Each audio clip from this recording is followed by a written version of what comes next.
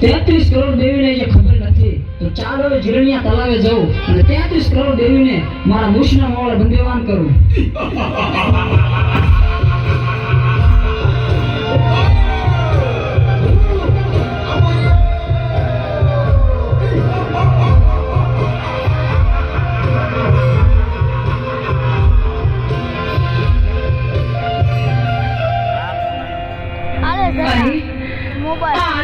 રોજ સાંજે ઘરે આવવામાં મોડું કરે છે.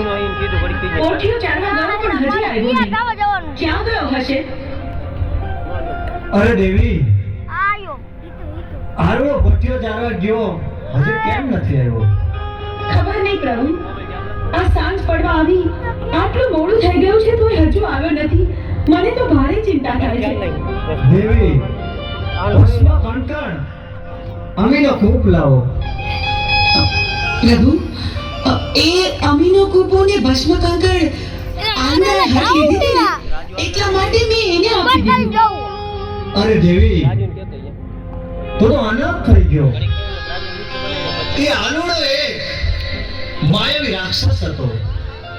તમે ભસ્મ કંકણ અને અમીનો કૂપ આપી દીધો. ભસ્મ કંકણ માથે ચડાયું, અમીનો કૂપ પી અને અમરિયા નામનો દત્ત બની ગયો છે દેવી.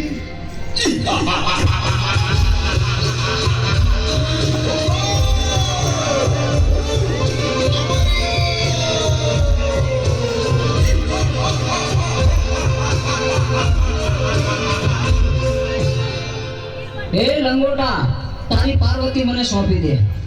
અરે રાક્ષસ, તો હું જેમ નાચું એમ મારી સાથે નાચ. શરત મને મંજૂર છે.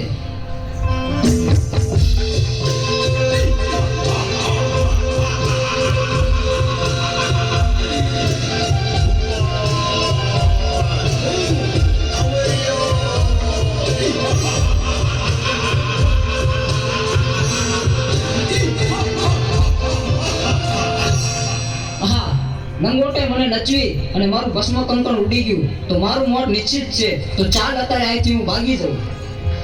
પ્રભુ, પ્રભુ, અમારી રાક્ષસ તો ભાગી ગયો. હવે શું થશે પ્રભુ? એ તો ભોળી પ્રજાને રંજાડશે.